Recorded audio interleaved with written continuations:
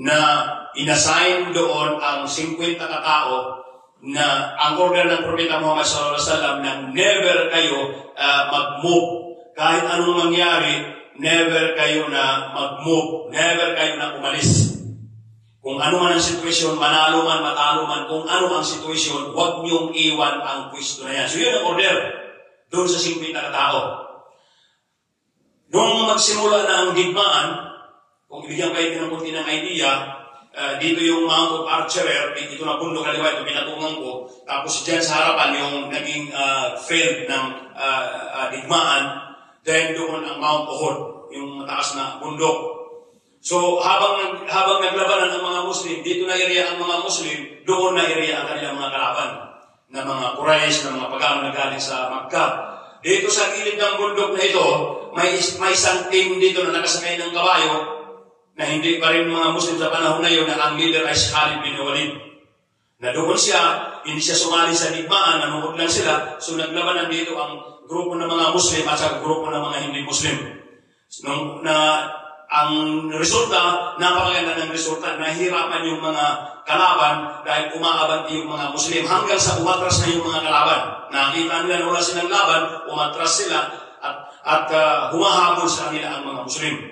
Ngayon, itong mga sahaba na nandito sa bundok ng Mount of Archerer, nung makita nila na umatras ng mga kalaban, tapos nakita na nila na yung ibang mga Muslim dito sa grupo sa baba ay nagsimula ng pumulot ng mga naiwan na mga armas ng mga kalaban. Nagsimula na sila. So, itong nasa itaas, sabi nila, ano ba gagawin natin dito? Tulungan na natin yung ating mga kapatid. Mag-ipon, mag-gather ng mga ganima, yung mga naiwan na mga buti. So, kahit ang kanilang leader na ang leader nila na pinagbawalan sila na huwag kayong kumawa, huwag kayong bumaba dahil ang kabiling-bilina ng Rasulullah na kahit anong mangyari, huwag kayong bumaba. Pero hindi na nakinig yung mga nandun sa itaas hanggang sa kunti na lang ang naiwan doon. 4 o 6, hindi ko matanda na mabuti, basta kunti na lang sila naiwan doon. So ang nangyari ngayon, na busy na itong mga Muslim sa pulot ng mga naiwan na mga gamit ng mga mandirigmang hindi Muslim. So itong si Khalid bin Walid na nandito sa gilid, nakita niya at nakaisip siya ng teknik, nag-move siya at saka yung kanyang mga kasama at lumipot sila ng bundok at dito na dumaan sa kabila at dito na sa likod. So ngayon, ang mga Muslim na naging busy na sa pagpulot ng mga kayamanan ng mga armas na naiwan. So naabutan sila ngayon ni Khalid bin Walid. Ito na ngayon ang bumanat sa kanila. Hanggang sa yung mga tumakbo, nung malaman nila na meron na pala sa tulo dito, bumalik sila. So nasandwich ngayon ang mga Muslim na sa gitna. Kaninong kasalanan ang nangyari na yun? Muntik nang mamatay ang Rasul sallallahu alaihi wasallam sa panahon na yun. May mga ibang mga sahaba na sinikap nila na maiwithdraw nila ang Propeta Muhammad sallallahu alaihi wasallam doon sa Jabal Uhud. Somewhere doon na talagang ipinasok nila doon sa masigit na area na para hindi makahabol. Pero talagang umahabol itong mga kalaban. So, sa panahon na iyon, natalo ang mga Muslim sa digmaan na iyon. Samantalang doon sa unahan, sa panahon ng nauna yung Ghazwatul Badr, yung nauna na digmaan, nanalo ang mga Muslim doon, kahit kunti lang sila, 300 lang sila, samantalang ang kalaban nila ay 1,000, pero nanalo sila dahil sa wala silang violation na nagawa. Pero ito ngayon, nagkaroon ng violation. So, dito kukunan natin ito ng lesson. So, matindi yung nangyari. So, kung ang Propeta Muhammad sallallahu alaihi wasallam, kung wala sa kanya itong pagpapatawad at sa pagtanggap, ay malaking pangyayari ang mangyayari. Malaking kaparusahan ang mangyayari doon sa mga sahaba na bumaba sa bundok. Pero ang Allah subhanahu wa ta'ala ang nagbigay sa kanya ng guidance. Ano ang sinabi ng Allah sa kanya?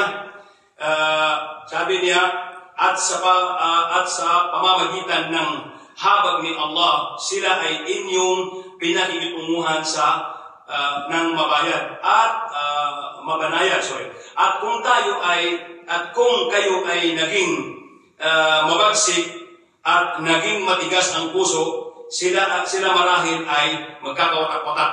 Ang dinescribe ng Allah, ang Propeta Muhammad sallallahu alaihi wasallam, kung hindi ka naging mabuti, kung ang puso mo ay naging mabagsik, naging matapang, o yung ugali ng isang tao na kapag may nangyari ay nagwawala dahil sa ang kanyang mga tauhan ay nakagawa ng kasalanan. So isa ito na lesson sa atin. Kung ikaw ay presidente, kung ikaw ay leader ng community, o kaya ikaw ay leader ng organisasyon, ng grupo, kailangan mayroon ka ditong attributes na ito. Kailangan ka mayroon ka ng katangian na ito. Na kailangan sa iyo ay mapagpatawad ka. Kasi sabi ng Allah, kung ikaw ay galidal qalb, kung halimbawa ang puso ay naging mabagsik, naging matapang, walang mga kapatawaran, sigurado, pagagalitan mo yung mga tao, aawain mo yung mga tao, parusahan mo, so lam faddu min hawlik. Ang mangyayari sa mga tao, sila ay aalis, tatakbo. Na-experience nyo kahit yung mga organisasyon ngayon, noon at sa ngayon yung mga organisasyon, kung ang presidente ng organisasyon na yun ay mabagsik, palaging nagagalit, hindi nagbibigay ng kapatawaran, hindi nagbibigay ng chance sa kanyang mga kasama dahil siya ay leader, ginagamit niya yung kanyang pagiging leader. Supposed to be, pero kung dapat intindihin natin ang sinasabi na leadership in Islam is not a power or authority, but it is a responsibility. Hindi sabihin dahil leader ka na magiging tigas ka, order ka ng order, utos ka ng utos, kung ano yung gusto mo, kailangan ipasunod mo sa kanila. So, ang mga tauhan mo, hindi susunod sa'yo. Isang beses, dalawang beses, possibly dyan, mayroong mga susunod sa'yo, mayroong mga magiginig sa'yo. Pero, kung ganun talaga ang ugali mo, iiwan ka ng mga kasama mo. Lalo na kung mabagsik yung puso mo, kahit anong problema, kahit kunting problema, nakagalit ka, nakikipag-away ka, inaaway mo yung mga tauhan mo, sigurado, aalis sila. Kung organisasyon, aalis sila sa organisasyon mo at magkakaroon ng split organisasyon. Or mayroong kung hindi maging split, mayroong tutubong bagong organisasyon at magkakaroon ka na ng problema.